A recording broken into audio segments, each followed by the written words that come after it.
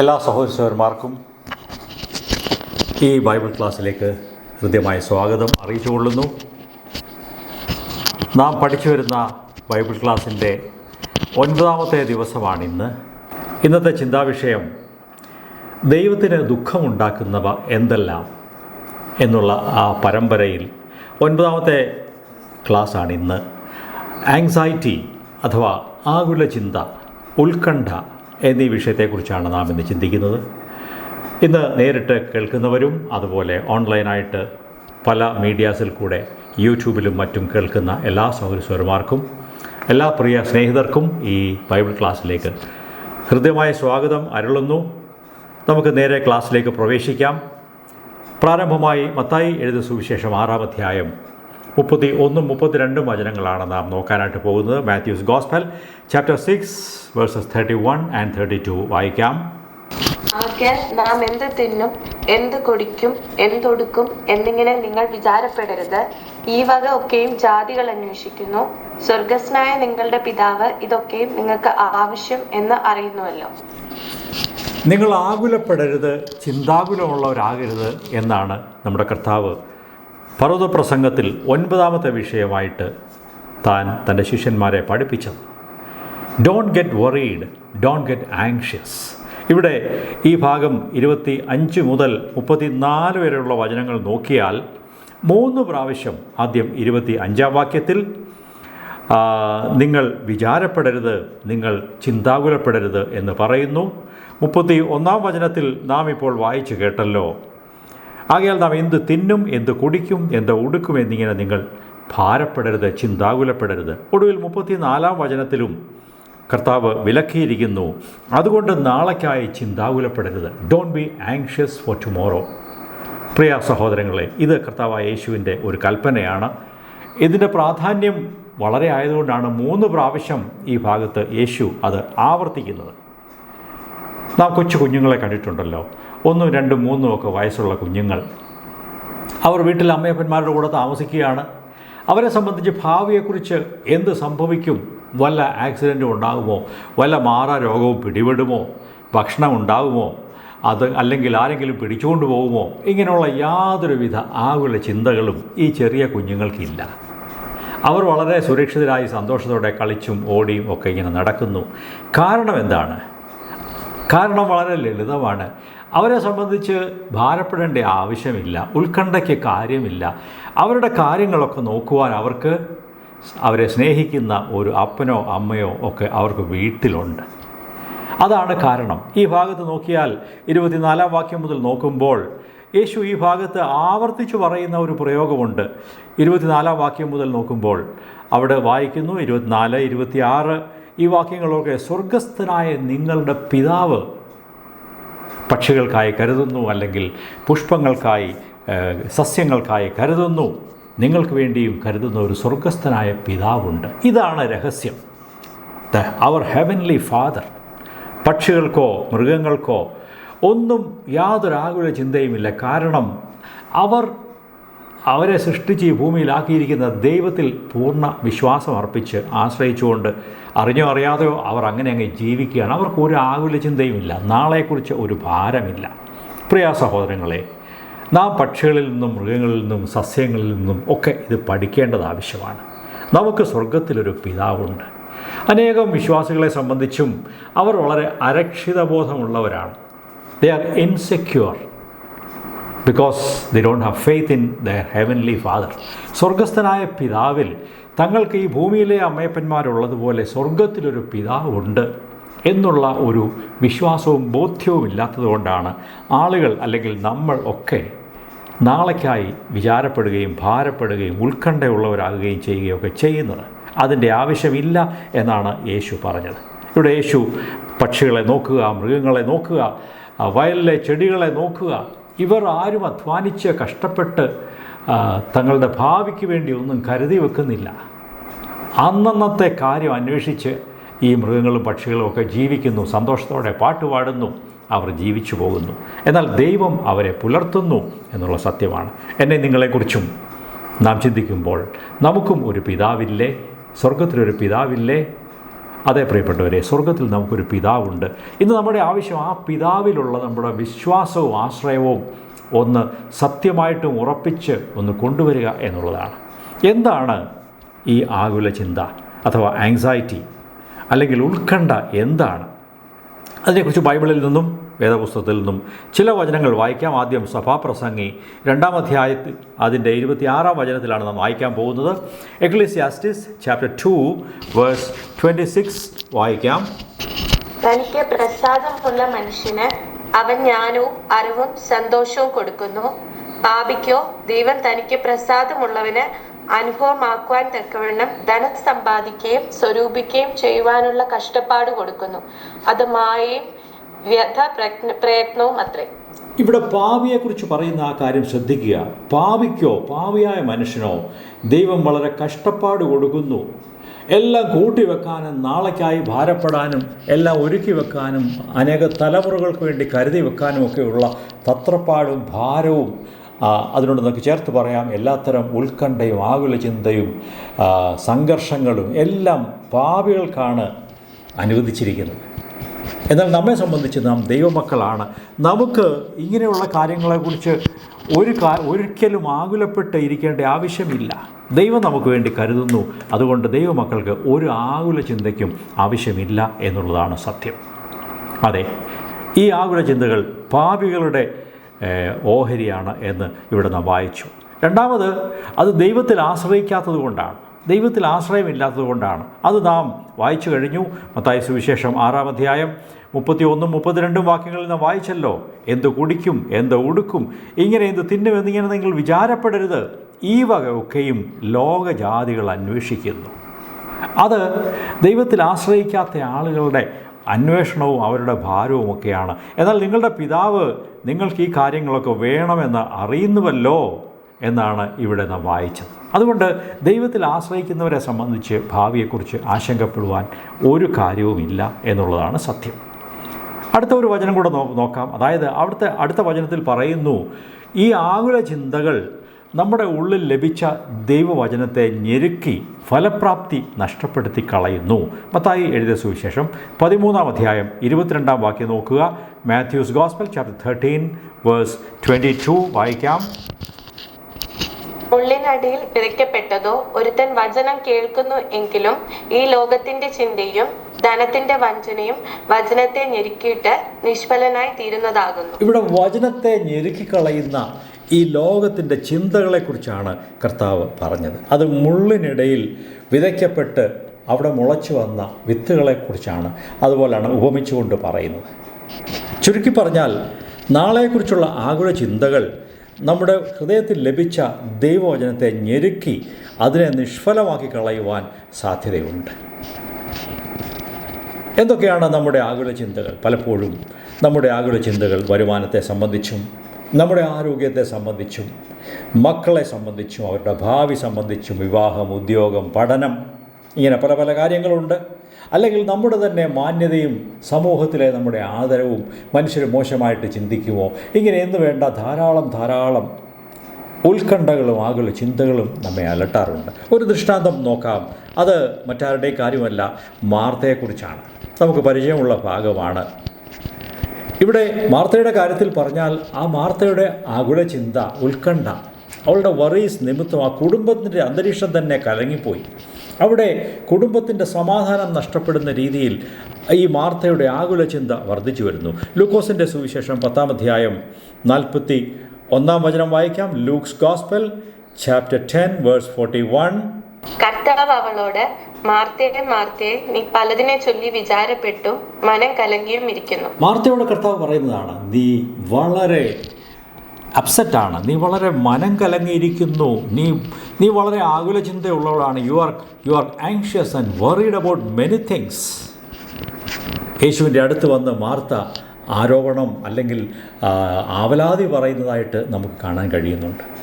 എന്നാൽ മറിയാകട്ടെ ശാന്തമായി യേശുവിൻ്റെ കാൽക്കലിരുന്ന് അവിടുത്തെ വചനങ്ങൾ ശ്രദ്ധിച്ചുകൊണ്ടിരുന്നു. പ്രിയപ്പെട്ടവരെ, ഈ ചിന്താഭാരങ്ങൾ പലപ്പോഴും അത് നമ്മുടെ മനസ്സിലുള്ള ചില ഇമാജിനേഷൻസാണ്.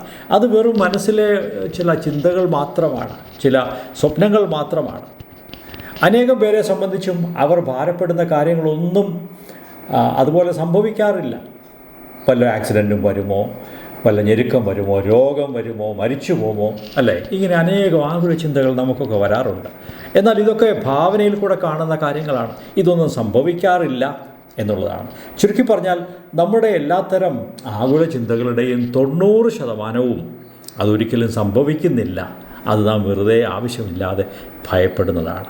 ഈ ഭാരവും ആങ്സൈറ്റിയും നിമിത്തം ആർക്കും ഒരു പ്രയോജനവും ഉണ്ടായിട്ടില്ല എന്നും നമുക്ക് കാണാൻ സാധിക്കും. അതുകൊണ്ട് ഈ പറഞ്ഞതിൻ്റെ ചുരുക്കം, നമ്മുടെ ഹൃദയത്തെ ബാധിക്കുന്ന ആകുല ചിന്തകളെ, ആങ്സൈറ്റീസ്, വറീസ്, ഉത്കണ്ഠകൾ, ആകുല ചിന്തകൾ, ആകുലതകൾ, ഇതിനെല്ലാം നാം ഉപേക്ഷിക്കേണ്ടത് ആവശ്യമാണ്. അതിനെ തള്ളിപ്പറയുകയും കർത്താവെ അങ്ങയിൽ ആശ്രയിച്ച് ഒരു ആങ്സൈറ്റിയും വറീസും ഇല്ലാതെ കെയർ ഫ്രീ ആയി സന്തോഷത്തോടെ ഭാരമില്ലാതെ ഇങ്ങനെ ജീവിക്കുവാൻ ഞാൻ ആഗ്രഹിക്കുന്നു. അത് ദൈവം നമുക്ക് നൽകുവാൻ ആഗ്രഹിക്കുന്നു. നമുക്ക് അടുത്ത ഭാഗത്തേക്ക് കടന്നു പോകാം. അതായത് ബൈബിളിൽ നിന്ന് ചില വചനങ്ങൾ വായിക്കാം. ഈ ആകുല ചിന്ത അഥവാ ഉത്കണ്ഠ, ഇത് ദൈവത്താൽ നിരോധിക്കപ്പെട്ട കാര്യമാണ്. It is forbidden by God എന്ന് ഉള്ള ചില വചനങ്ങൾ നമുക്ക് നോക്കാം. 127 സങ്കീർത്തനം അതിൻ്റെ 2 വചനം വായിക്കാം. Psalm 127 verse 2. നിങ്ങൾ അതികാലത്ത് എഴുന്നേൽക്കുന്നതും നന്നാ താമസിച്ച് കിടപ്പാൻ പോകുന്നതും കഠിന പ്രയത്നം ചെയ്ത് ഉപജീവിക്കുന്നതും വ്യർത്ഥമത്രേ. തൻ്റെ പ്രിയനോ അവനത് ഉറക്കത്തിൽ കൊടുക്കുന്നു. ദൈവത്തിൻ്റെ പ്രിയപ്പെട്ടവൻ, ദൈവത്തിന് പ്രിയപ്പെട്ട ഒരുവന് ആവശ്യമായതൊക്കെ ദൈവം നൽകുന്നു. അവൻ ഉറങ്ങിക്കിടക്കുമ്പോൾ തന്നെ നൽകുന്നു. നല്ല ഉറക്കം കൊടുക്കുന്നു എന്നും ഒരു തർജ്ജമയുണ്ട്. എങ്കിലും അവൻ ഉറങ്ങിക്കിടക്കുമ്പോൾ അവൻ ആവശ്യമുള്ളവർക്ക് ദൈവം കരുതുന്നു. എത്ര മനോഹരമായൊരു ചിന്തയാണത്. ദൈവം വിലക്കിയിരിക്കുകയാണ്. നിങ്ങൾ ചിന്താകുലപ്പെടേണ്ട ആവശ്യമില്ല. നിങ്ങളുടെ ആവശ്യങ്ങളൊക്കെ ഞാൻ നിവർത്തിച്ചു തരും. നിങ്ങൾ ഭാരപ്പെടേണ്ട ആവശ്യമില്ല. അടുത്ത ഒരു വചനം നോക്കുക. നിങ്ങൾ ഭാരപ്പെടരുത് എന്ന് പറയുന്ന വചനം ലൂക്കോസിൻ്റെ സുവിശേഷം 12-ാം അധ്യായം അതിൻ്റെ 11ഉം 12ഉം വചനങ്ങൾ വായിക്കാം. Luke 12 verses 11 and 12. എന്നാൽ നിങ്ങളെ പള്ളികൾക്കും കോയ്മകൾക്കും അധികാരങ്ങൾക്കും മുമ്പിൽ കൊണ്ടുപോകുമ്പോൾ എങ്ങനെയോ എന്തോ പ്രതിവാദിക്കേണ്ടു, എന്തു പറയേണ്ടു എന്ന് വിചാരപ്പെടേണ്ട. പറയേണ്ടത് പരിശുദ്ധാത്മാവ് ആ നാഴികയിൽ തന്നെ നിങ്ങളെ പഠിപ്പിക്കും. നിങ്ങൾ ഭാരപ്പെടരുത്. നിങ്ങളെ അറസ്റ്റ് ചെയ്ത് കൊണ്ടുപോകുമ്പോൾ, കോടതിയിൽ കൊണ്ടുപോകുമ്പോൾ, പോലീസ് സ്റ്റേഷനിൽ കൊണ്ടുപോകുമ്പോൾ, അല്ലെങ്കിൽ ഉപദ്രവിക്കാൻ ആളുകൾ വരുമ്പോൾ എന്ത് പറയണം എന്ന് നിങ്ങൾ ആങ്ഷ്യസ് ആകണ്ട. തക്ക സമയത്ത് പരിശുദ്ധാത്മാവ് അവിടെ പറയാനുള്ള വാക്കുകൾ നിങ്ങളുടെ വായിൽ തരും എന്നുള്ള ഒരു വാഗ്ദത്തമാണ്. അത് പീഡനങ്ങളും ഉപദ്രവങ്ങളൊക്കെ വരുമ്പോൾ ദൈവമക്കൾ എന്ത് ചെയ്യണം എന്നുള്ള കാര്യമാണ് ഇവിടെ പറഞ്ഞിരിക്കുന്നത്. നമ്മുടെ രാജ്യത്തും ഉപദ്രവങ്ങളും പീഡനങ്ങളും ഇപ്പോൾ നടന്നുകൊണ്ടിരിക്കുന്നു. എന്നാൽ അങ്ങനെയുള്ളതിനെക്കുറിച്ച് വളരെ മുൻപ് കൂട്ടി ഇങ്ങനെ ചെയ്താൽ ഇങ്ങനെ ചെയ്യും, അങ്ങനെ ചെയ്താൽ ഇങ്ങനെ ചെയ്യും എന്നൊന്നും ചിന്തിച്ച് ഭാരപ്പെടേണ്ട. ദൈവത്തിൽ ആശ്രയിച്ച് പ്രാർത്ഥിച്ചാൽ മതി. തക്ക സമയത്ത് ദൈവം ആവശ്യമായ സുബോധം, ബുദ്ധിയും നൽകും, അവിടെ നടത്തും എന്നുള്ളതാണ്. ഇനി ഈ ചിന്താഭാരങ്ങൾ അത് നമ്മുടെ ഹൃദയത്തെ ഭാരപ്പെടുത്തുവാൻ വരെ സാധിക്കും എന്ന് കർത്താവ് പറഞ്ഞു. ആ വചനം കൂടെ വായിക്കാം. ലൂക്കോസിൻ്റെ സുവിശേഷം 21-ാം അധ്യായം 34-ാം വചനം. Luke 21 verse 34. നിങ്ങളുടെ ഹൃദയം അതിഭക്ഷണത്താലും മദ്യപാനത്താലും ഉപജീവന ചിന്തകളാലും ഭാരപ്പെട്ടിട്ട് ആ ദിവസം നിങ്ങൾക്ക് പെട്ടെന്ന് കണി പോലെ വരാതിരിപ്പാൻ സൂക്ഷിച്ചുകൊള്ളുവിൻ. നിങ്ങൾ സൂക്ഷിച്ചുകൊള്ളുക എന്നാണ് യേശുവിടെ പറഞ്ഞത്. നിങ്ങളുടെ ഹൃദയം അതിഭക്ഷണത്താലും മദ്യപാനത്താലും ഉപജീവന ചിന്തകളാലും ഭാരപ്പെട്ടിട്ട്, your hearts over charged, getting anxious, നിങ്ങളുടെ ഹൃദയം വല്ലാതെ ഉത്കണ്ഠയുള്ളവരായി, ഭാരമുള്ളവരായി, എന്തു ചെയ്യും എന്നിങ്ങനെ വിഷമിച്ച് ഇരിക്കുന്ന ആളുകളുണ്ട്. ചില ആളുകൾ താടിക്ക് കൈയൊക്കെ കൊടുത്ത് വളരെ ഭാരപ്പെട്ട് ഇരിക്കുന്നത് കണ്ടിട്ടില്ലേ? അവർക്ക് സ്വർഗത്തിലൊരു പിതാവ് ഇല്ലാത്തതുപോലെയാണ് ആ ഇരിപ്പ് കണ്ടാൽ തോന്നുക. അല്ലെങ്കിൽ സ്വർഗത്തിലുള്ള അവരുടെ പിതാവ് മരിച്ചുപോയി എന്നും ചിന്തിക്കാൻ കഴിയും. എന്നാൽ ദൈവമക്കളെ സംബന്ധിച്ച് ഇതൊന്നും സത്യമല്ല. നമ്മുടെ പിതാവ് ഇന്നും ജീവിക്കുന്നു. അവിടുന്ന് സദാ ജീവിക്കുന്നവനാണ്. അനശ്വരനായ, എന്നും ജീവിക്കുന്നവനായ ദൈവം ഇന്നും ജീവിച്ചെഴുന്നേറ്റ് സ്വർഗത്തിലേക്ക് കടന്നുപോയ കർത്താവായ യേശുവാണ് നമ്മുടെ നായകൻ. അതുകൊണ്ട് നാം ഭാവിയെക്കുറിച്ച് ആശങ്കപ്പെടരുത് എന്ന് ദൈവവചനം നമുക്ക് ഉറപ്പിച്ച് നൽകുകയാണ്. നിങ്ങളുടെ ഹൃദയം ഭാരപ്പെടരുത്. ദൈവത്തിൽ ആശ്രയിച്ച് നിങ്ങൾ മുമ്പോട്ട് പോകണം എന്ന് കർത്താവ് നമ്മോട് ആവശ്യപ്പെടുകയാണ്. കർത്താവിൻ്റെ വരവിന് വേണ്ടി നാം ഒരുങ്ങി ജീവിക്കണം എന്നും അവിടെ അർത്ഥമാക്കുന്നുണ്ട്. ഭാരങ്ങൾ കൂടാതെ കർത്താവിൻ്റെ വരവിന് വേണ്ടി ഒരുങ്ങിയിരിക്കുവാനും അവസാനത്തെ ആ റീലൊക്കേഷൻ, നാം ഇവിടം വിട്ട് നമ്മുടെ യഥാർത്ഥ ദേശത്തേക്ക് കടന്നു പോകുന്ന ആ ഒരു കാര്യം, ആ മടങ്ങിപ്പോക്ക്, റീലൊക്കേഷൻ, നാം വീട് വിട്ട് മറ്റൊരു സ്ഥലത്തേക്ക് പോകുന്ന ആ ഒരു സംഭവം വരുന്നുണ്ട്. നിങ്ങൾ ഒന്നിനെക്കുറിച്ചും ഭാരപ്പെടരുത്, നിങ്ങളുടെ ഹൃദയം ഭാരപ്പെടരുത്.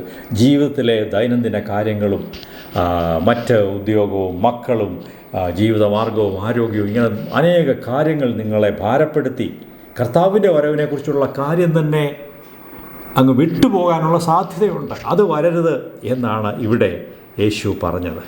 ആ ദിവസം നിങ്ങൾക്ക് പെട്ടെന്ന് ഒരു കെണി പോലെ, കുടുക്കിൽപ്പെട്ടതുപോലെ നിങ്ങൾ അകപ്പെട്ടു പോകരുത്. നിങ്ങളുടെ ഹൃദയം ഭാരപ്പെടരുത്, നാളെക്കുറിച്ച് ചിന്താകുലപ്പെടരുത്. നാളത്തെ കാര്യം കർത്താവ് നോക്കിക്കൊള്ളും എന്ന് വിശ്വസിക്കുക. മുമ്പ് ഒരു കുഞ്ഞ് സൺഡേ സ്കൂളിൽ വാക്യങ്ങൾ കാണാതെ പഠിച്ച് ചൊല്ലുവാനായിട്ട് അവൻ മുമ്പോട്ട് വന്നു.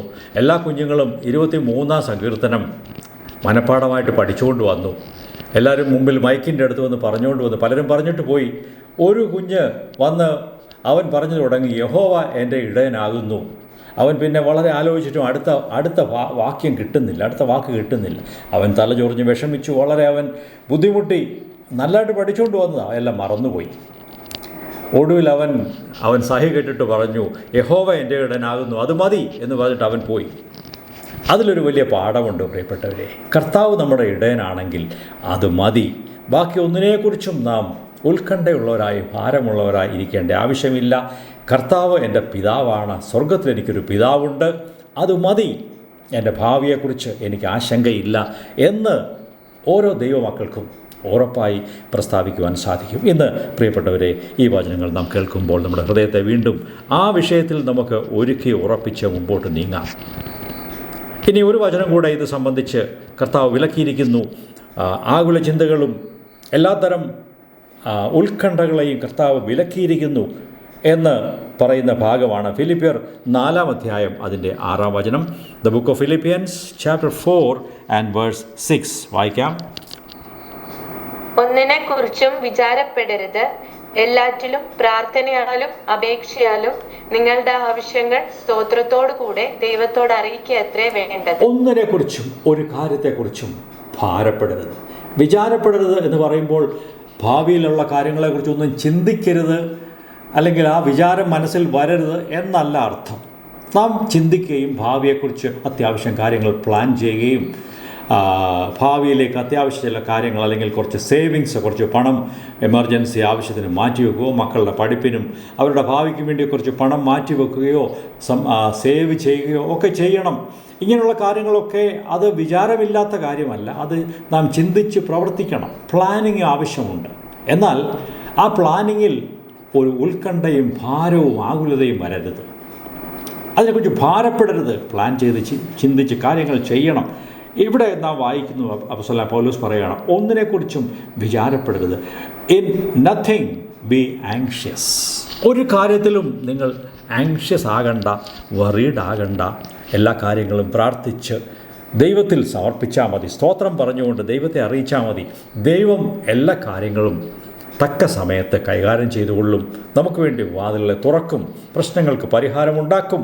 ഇത് ഇന്ന് രാത്രി നമുക്ക് വിശ്വസിച്ചുകൊണ്ട് മുമ്പോട്ട് പോകാം.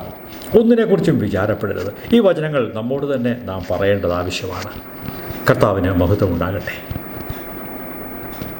ഈ ക്ലാസ്സിൻ്റെ 3-ാമത്തെ ഒരു ഭാഗത്തേക്ക് നാം വരികയാണ്. നാം പൊതുവെ എന്താണ് ആകുല ചിന്ത, ഉത്കണ്ഠ എന്താണ് എന്നുള്ളതും ആദ്യം നാം ചിന്തിച്ചു. രണ്ടാമത്, ദൈവമക്കളായ നമുക്ക് എല്ലാത്തരം ആകുല ചിന്തകളും ഭാരങ്ങളും വിലക്കിയിരിക്കുന്നു. അത് നമുക്ക് ആവശ്യമുള്ള കാര്യമല്ല. അത് നാം അങ്ങനെ ഭാരപ്പെടുന്നുവെങ്കിൽ സ്വർഗസ്ഥനായ പിതാവിനെ അപമാനിക്കുന്നത് പോലെയാണ് എന്നൊക്കെയാണ് അതിൻ്റെ ആശയം. നിങ്ങൾ മനസ്സിൽ ചിന്തിക്കുക. നിങ്ങൾ രാവിലെ എഴുന്നേറ്റ് വരുമ്പോൾ നിങ്ങളുടെ വീട്ടിലെ 2 വയസ്സുകാരനായ മകൻ താടിക്ക് കൈയും കൊടുത്ത് ഇങ്ങനെ ഭാരപ്പെട്ടിരിക്കുകയാണ്. മോനെ എന്തോ പറ്റി? അയ്യോ അപ്പാ, നാളെ രാവിലെ എന്തോ ഭക്ഷണം കഴിക്കും, നമുക്ക് വല്ലതും ഉണ്ടോ, അതിനെക്കുറിച്ച് എനിക്ക് വലിയ വിഷമമാണ് എന്ന് നിങ്ങളുടെ മകൻ പറയുന്നത് നിങ്ങൾ കേട്ടാൽ നിങ്ങൾക്ക് എന്ത് തോന്നും? ഈ 2 വയസ്സുകാരന് എന്നെ ഇവന് വിശ്വാസമില്ലേ, എന്നെ ആശ്രയിക്കാൻ ഇവന് പറ്റുന്നില്ല, ഇവൻ എന്തിനാണ് ഇങ്ങനെ ഭാരപ്പെടുന്നത്, ഞാൻ അവൻ്റെ കാര്യമൊക്കെ നോക്കുകയില്ലേ എന്ന് പിതാവായ നിങ്ങൾ, മാതാവായ നിങ്ങൾ പറയും. ഇതുപോലെ ദൈവമക്കളായ നാം ഭാരപ്പെട്ട്, ആകുല ചിന്തപ്പെട്ട്, സങ്കടപ്പെട്ട്, വിഷമിച്ച് മാറിയിരിക്കുകയാണെങ്കിൽ സ്വർഗത്തിലെ ദൈവത്തിന് അത് വളരെ ദുഃഖമുണ്ടാക്കും എന്നുള്ള കാര്യം ഓർത്തുകൊള്ളുക. എന്താണ് ഇതിൻ്റെ ഒരു പരിഹാരം? What is the solution? ആകുല ചിന്തയ്ക്കുള്ള മരുന്ന് എന്താണ്? വളരെ ലളിതമായിട്ട് ഉള്ള മറുപടി പറഞ്ഞാൽ ദൈവത്തെ ആശ്രയിക്കാൻ പഠിക്കുക എന്നുള്ളതാണ്. Learn to trust God. ദൈവത്തെ ആശ്രയിക്കാനും അവിടുത്തെ കരങ്ങളിൽ മുറുകെ പിടിക്കാനും, ഒരു കുഞ്ഞ് മാതാപിതാക്കളെ ആശ്രയിക്കുന്ന പോലെ സ്വർഗസ്ഥനായ പിതാവിനെ ആശ്രയിക്കുവാനും പഠിക്കുന്നതാണ് ആകുല ചിന്തയ്ക്കുള്ള മറുമരുന്ന് എന്ന് ലളിതമായിട്ട് പറയാൻ സാധിക്കും. 2-3 വചനങ്ങൾ വായിക്കാം.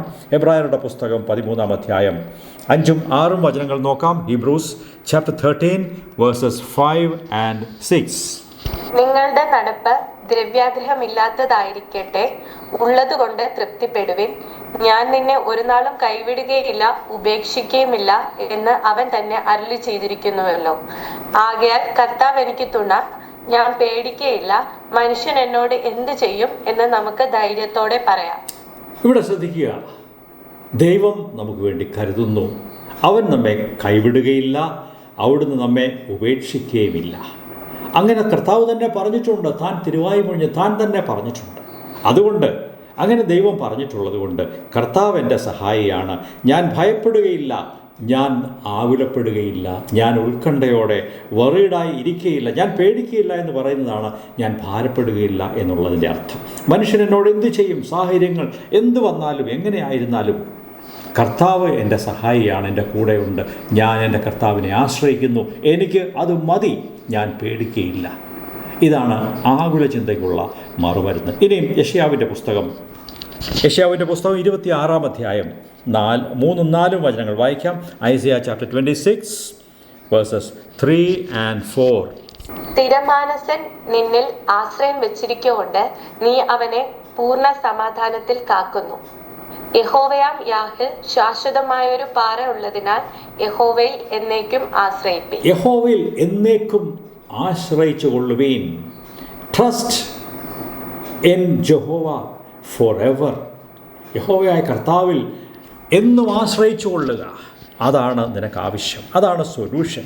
സ്ഥിരമാനസൻ കർത്താവിൽ ആശ്രയിച്ചിരിക്കുന്നത് കൊണ്ട് അവനെ പൂർണ്ണ സമാധാനത്തോടെ ദൈവം കാക്കുന്നു. ഞാൻ നിങ്ങളും ദൈവത്തിൽ ആശ്രയിക്കുമ്പോൾ, മുറുകെ പിടിച്ച് അവനോട് ചേർന്ന് നിൽക്കുമ്പോൾ ഭാവിയെക്കുറിച്ച് ഒരാശങ്കയ്ക്കും ആവശ്യമില്ല. നമ്മുടെ ഉള്ളിൽ ദൈവം വലിയ സമാധാനം നൽകും എന്നുള്ളത് സത്യമാണ്. ഇന്ന് അതിനെക്കുറിച്ച് മനസ്സിൽ ചിന്തിച്ചു കൊള്ളുക. റോമാലേഖനം 8-ാം അധ്യായം 28-ാം വാക്യം കൂടെ വായിക്കാം. അതും നമ്മുടെ ആകുല ചിന്തകളെ മാറ്റുവാൻ പര്യാപ്തമായ ഒരു വചനമാണ്. Romans chapter 8 verse 28. എന്നാൽ ദൈവത്തെ സ്നേഹിക്കുന്നവർക്ക് നിർണയപ്രകാരം വിളിക്കപ്പെട്ടവർക്ക് തന്നെ സകലവും നന്മയ്ക്കായി കൂടി വ്യാപരിക്കുന്നു എന്ന് നാം അറിയുന്നു. ഈ അറിവുള്ളവരെ സംബന്ധിച്ച് ദൈവം എൻ്റെ നന്മയ്ക്കായി എല്ലാ കാര്യങ്ങളും കൂടി പ്രവർത്തിപ്പിക്കുന്നു, he causes them for my good എന്ന് വിശ്വസിക്കുമ്പോൾ നമുക്ക് ഒരു ആങ്സൈറ്റിക്കും ഒരു ആകുലതയ്ക്കും ഒരു ഉത്കണ്ഠയ്ക്കും ആവശ്യമില്ല. എൻ്റെ ഭാവി എൻ്റെ കർത്താവിൻ്റെ കൈകളിൽ സുരക്ഷിതമാണ്, എനിക്കൊരു ഭയവും ഭീതിയുമില്ല. അതുകൊണ്ട് പ്രിയ സഹോദരങ്ങളെ, ഒരു വിശ്വാസത്തിൻ്റെ പ്രാർത്ഥന, ദൈവത്തിൽ ആശ്രയിക്കുന്ന ഒരു ജീവിതം, അതാണ് നമുക്ക് ആവശ്യം. 1 പത്രോസ് 5-ാം അധ്യായം 7-ാം വചനം കൂടെ വായിക്കാം. അതും വളരെ മനോഹരമായ ഒരു വചനമാണ്. 1 Peter chapter 5 verse 7. അവൻ നിങ്ങൾക്കായി കരുതുന്നതാകിയാൽ നിങ്ങളുടെ സകല ചിന്താകുലവും അവൻ്റെ മേൽ ഇട്ടുകൊള്ളി. ഇതും ദൈവവചനത്തിലെ ഒരു നിർദ്ദേശമാണ്. നമുക്കനുസരിക്കുവാനായി ദൈവം നൽകിയിരിക്കുന്ന ഒരു ഇൻസ്ട്രക്ഷനാണ്. അവിടുന്ന് നിങ്ങൾക്കായി കരുതുന്നു, ആകയാൽ നിങ്ങളുടെ സകല ചിന്താഭാരങ്ങളും കർത്താവിൻ്റെ മേൽ ഇട്ടുകൊള്ളുക. നിങ്ങൾ അതിൻ്റെ മറ്റു രീതിയിൽ പറഞ്ഞാൽ, നിങ്ങൾ സ്വയം നിങ്ങളുടെ ഭാരങ്ങളെ ചുമന്നുകൊണ്ട് ജീവിക്കേണ്ട ആവശ്യമില്ല. കർത്താവ് നിങ്ങളുടെ ഭാരം ചുമക്കുവാൻ സന്തോഷമുള്ളവനാണ്. അവിടുത്തെ കൈകളിലോട്ട് നിങ്ങളുടെ ഭാരങ്ങളെ ഏൽപ്പിച്ചു കൊടുത്താൽ മതി. കർത്താവ് നിങ്ങളുടെ ഭാരങ്ങളെ വഹിക്കുവാൻ താല്പര്യമുള്ളവനാണ്. ഇന്ന് പ്രിയമുള്ളവരെ, എല്ലാ ചിന്താഭാരങ്ങളും ആകുലങ്ങളും കർത്താവിൽ സമർപ്പിച്ചുകൊണ്ട് ശാന്തമായി ജീവിക്കാൻ തീരുമാനിക്കാമോ? ദൈവമേ, അങ്ങയുടെ പരിശുദ്ധാത്മാവിനാൽ എന്നെ സഹായിക്കണമേ. എന്നിലേക്ക് തന്നെ നോക്കാതെ ദൈവത്തിൽ നോക്കുവാനും ദൈവത്തിൽ ശരണപ്പെടുവാനും എനിക്ക് കൃപ നൽകണമേ എന്ന് നമുക്ക് ദൈവത്തോട് പ്രാർത്ഥിക്കാം. ഒടുവിലായി 2 ദൃഷ്ടാന്തങ്ങൾ കൂടെ പറഞ്ഞ് ഞാൻ ഈ ചിന്ത അവസാനിപ്പിക്കാം. ഒന്ന്, ഇസ്രായേലിലെ രാജാവായിരുന്ന യഹൂദ രാജാവായിരുന്ന യഹോശഫാത്തിനെ കുറിച്ചാണ്. യഹോശഫാത്ത് രാജാവിനെതിരായിട്ട് വലിയ ഒരു എതിർ രാജ്യത്തിൻ്റെ സൈന്യം വന്നു, വലിയ ഭീഷണിയുമായിട്ട് വന്നു. ഭയപ്പെട്ട് ഭാരപ്പെട്ട് വിഷമിച്ചു പോകാനുള്ള ഒരു സാഹചര്യം ഉണ്ടായി. എന്നാൽ യഹോശഫാത്ത് ദൈവത്തിൽ ആശ്രയിച്ചു. അതുകൊണ്ട് അവന് വിടുതലുണ്ടായി എന്ന് നമുക്കിവിടെ കാണാൻ സാധിക്കും. 2 ദിനവൃത്താന്തം 20-ാം അധ്യായം 2-3 വചനങ്ങൾ നമുക്ക് വായിക്കാം. 2 Chronicles chapter 20 verses 2 and 3. ചിലർ വന്ന് യഹോശഫാത്തിനോട്, വലിയൊരു ജനസമൂഹം കടലിനക്കരെ നിന്ന് അരാമിൽ നിന്ന് നിന്റെ നേരെ വരുന്നു. ഇതാ അവർ ഏൻ ഗതിയെന്ന ഹസസോൻ താമാരിൽ ഉണ്ട് എന്ന് അറിയിച്ചു. യഹോശഫാത്ത് ഭയപ്പെട്ട് യഹോവയെ അന്വേഷിപ്പാൻ താല്പര്യപ്പെട്ട് യഹൂദയിൽ ഒക്കെയും ഒരു ഉപവാസം പ്രസിദ്ധം ചെയ്തു. യഹോശഫാത്ത് ഭയപ്പെട്ടുപോയി. നമ്മുടെ ചുറ്റും പല സംഭവങ്ങളും നടക്കുമ്പോൾ നമുക്കും ഭയമുണ്ടാവുക സ്വാഭാവികമാണ്. ചിലപ്പോൾ നമ്മളും ഭയപ്പെട്ടു പോകും. എന്നാൽ അത് കാര്യങ്ങളുടെ അവസാനമായി തീരരുത്. യഹോശഫാത്ത് ഭയപ്പെട്ടു എങ്കിലും നോക്കേണ്ട ആളിലേക്ക് നോക്കി. Praise the Lord. കർത്താവിന് മഹത്വം ഉണ്ടാകട്ടെ. യഹോവയെ അന്വേഷിക്കുവാനും ദൈവത്തിലേക്ക് നോക്കുവാനും താല്പര്യപ്പെട്ടു. ഉപവാസത്തോടെ പ്രാർത്ഥിക്കുവാൻ അവൻ തീരുമാനിച്ചു. വലിയ പ്രതിസന്ധികൾ, ദേശീയമായ വലിയ ദുരന്തങ്ങൾ വരുമ്പോൾ പലപ്പോഴും യഹൂദന്മാരൊക്കെയും ഉപവാസം പ്രഖ്യാപിച്ച് തങ്ങളുടെ പാപങ്ങളെ ഏറ്റുപറഞ്ഞ് പ്രാർത്ഥിച്ച് ദൈവത്തോട് നിരപ്പ് നേടി അങ്ങനെയുള്ള വലിയ വിടുതൽ നേടിയ സംഭവങ്ങൾ ബൈബിളിലുണ്ട്. അതുപോലുള്ളൊരു കാര്യമാണ് ഇവിടെ. ഇത് ആരും പറഞ്ഞിട്ടല്ല, താൻ തന്നെ വോളണ്ടറിയായി ഒരു ഉപവാസം പ്രസിദ്ധം ചെയ്തു. പ്രാർത്ഥനയ്ക്കായിട്ട് എല്ലാവരെയും കൂട്ടിവരുത്തി അവർ പ്രാർത്ഥിച്ചു, ദൈവത്തോട് പ്രാർത്ഥിച്ചു. 12-ാം വചനം നോക്കുക. ഞങ്ങളുടെ ദൈവമേ, നീ അവരെ ന്യായം വിധിക്കുകയില്ലയോ? ഞങ്ങളുടെ നേരെ വരുന്ന ഈ വലിയ സമൂഹത്തോട് എതിർക്കുവാൻ ഞങ്ങൾക്ക് ശക്തിയില്ല, എന്ത് ചെയ്യണം എന്നറിയുന്നതുമില്ല. എങ്കിലും ഞങ്ങളുടെ കണ്ണുകൾ നിന്നിലേക്ക് തിരിഞ്ഞിരിക്കുന്നു. പ്രിയ സഹോദര സഹോദരി, ഇത് ദൈവത്തെ ആശ്രയിക്കുന്നതിൻ്റെ ഒരു ചിത്രമാണ്. ഞങ്ങളുടെ കണ്ണുകൾ അങ്ങയിലേക്ക് തിരിഞ്ഞിരിക്കുന്നു. ദൈവത്തിലേക്ക് നോക്കുക. കർത്താവേ, മറ്റൊരു വഴിയുമില്ല, ഞങ്ങളെ സഹായിച്ചേ പറ്റൂ. We have no way out, ഞങ്ങളെ സഹായിക്കണമേ എന്ന് പ്രാർത്ഥിക്കുന്ന ഒരനുഭവം നമുക്കും ആവശ്യമാണ്. യഹോശഫാത്ത് പ്രാർത്ഥിച്ചു. എന്താണ് മറുപടി കിട്ടിയത്? അതിൻ്റെ 17-ാം വചനം വായിക്കാം. വേഴ്സ് 17. ഈ പടയിൽ പൊരുതുവാൻ നിങ്ങൾക്ക് ആവശ്യമില്ല. യഹൂദയും യെരൂശലേമും ആയുള്ളവരെ, നിങ്ങൾ സ്ഥിരമായി നിന്ന് യഹോവ നിങ്ങൾക്ക് വരുത്തുന്ന രക്ഷ കണ്ടുകൊള്ളുവിൻ. ഭയപ്പെടരുത്, ഭ്രമിക്കുകയും അരുത്. നാളെ അവരുടെ നേരെ ചെല്ലുവിൻ, യഹോവ നിങ്ങളോട് കൂടെയുണ്ട്. ദൈവം തൻ്റെ ദാസനെ അയച്ച് അവർക്ക് ആവശ്യമായ വാഗ്ദത്ത വചനം, പ്രവാചക ശബ്ദം അവരെ കേൾപ്പിച്ചു. എന്താണ് പറഞ്ഞത്? ഈ യുദ്ധത്തിൽ നിങ്ങൾ യുദ്ധം ചെയ്യാൻ ആവശ്യമില്ല, ദൈവം നിങ്ങൾക്കായിട്ട് യുദ്ധം ചെയ്തുകൊള്ളും. നിങ്ങൾ സ്ഥിരതയോടെ നിന്നാൽ മതി. യഹോവ നിങ്ങൾക്ക് രക്ഷ വരുത്തും. നാളെ നിങ്ങൾ അവരുടെ നേരെ ചെല്ലുക, ഭയപ്പെടേണ്ട, ഭ്രമിക്കേണ്ട. പ്രിയപ്പെട്ടവരെ, ഇത് നമുക്കുമുള്ളൊരു വാഗ്ദത്ത വചനമാണ്. ജീവിതത്തിൽ പ്രശ്നങ്ങൾ വരുമ്പോൾ ഭാരപ്പെടാതെ നേരെ നിന്ന് ദൈവത്തിൽ ആശ്രയിച്ച് മുമ്പോട്ട് പോവുക.